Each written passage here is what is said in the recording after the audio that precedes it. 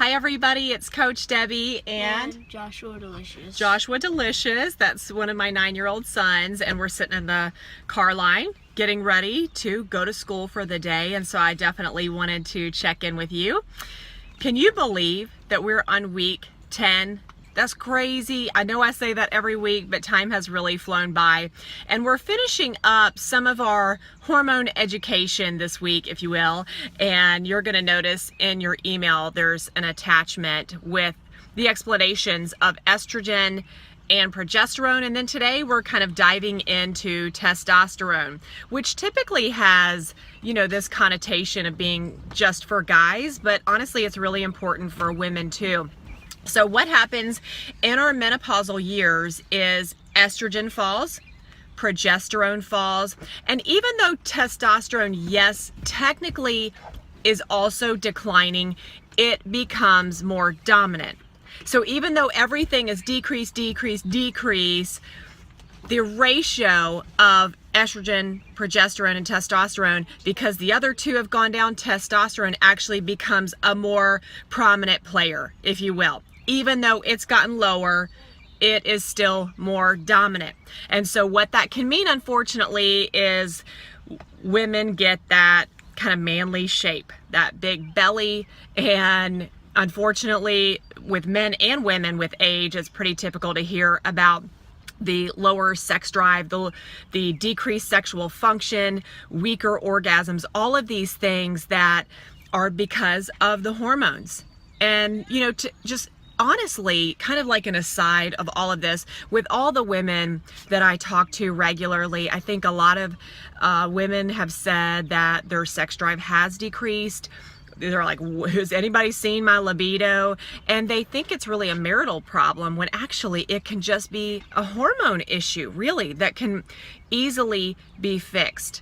So that's the encouragement, that even though the testosterone is kind of jacked up and not what it should be, and it's like become a more prominent hormone for women, we can still have strategies that we're going to be talking about that really help you to feel well and to boost all that up. Because with low estrogen, you have that vaginal atrophy, that vaginal dryness, which just means painful intercourse. And then you combine that with this testosterone issue of I don't even want to do it anyway. Well, that can be a recipe for disaster, right? So we definitely want to be very aware of how testosterone works and then find ways that are natural to boost that up, as natural as possible. And as I mentioned in the email, I do a testosterone cream that I have compounded instead of, it's not like women need shots of testosterone like some guys do. We don't need this massive amount of testosterone that men do, which is what makes them manly and hulky and all these kinds of things. So I just actually rub this cream behind my knees, which is so weird. But anyway, that's just like an aside. But this testosterone is really important. It can affect our muscles. It can affect our strength and endurance. It can affect our bones. I mean, who wants osteoporosis? Nobody, right? So testosterone can also help us to, when it's right where it should be, we have less anxiety, less mood swings, less irritability, less depression. So there's a lot that goes into this one single hormone that our body should be making, but we're just slowly on the decline. So what I'm attaching for you in the email is the kind of overall picture of what these 3 hormones do. And then we're going to be progressing into, what can we do about it? Because some things we can do naturally, some things might involve prescriptions. So I'm going to give some different options that are out there based on the latest research, because what worked for our moms is not going to necessarily work for us. We're in a different place than they were. I want to really drive home and never make testosterone what menopause is about, or estrogen what menopause is all about, or progesterone what menopause is all about.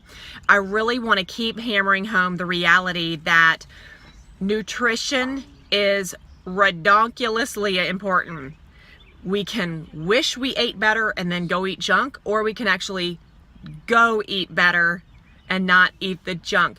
You will feel so much better when you are living with lots of plants on your plate and some animal on your plate, some animal or animal product. That's just the reality. I want you to be very strict with limiting your carbohydrate intake.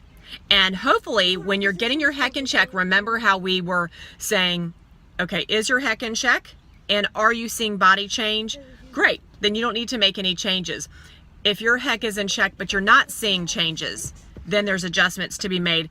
If your heck is if your heck is in check or out of check and your body is not changing, there are tweaks to made, but they're only being made 2 weeks at a time. So I'm curious, where are you in the change? You know, I gave you that PDF that hopefully you've been following. Maybe you printed it out, saved it to your phone. What step are you on? Have you increased protein, water, fiber?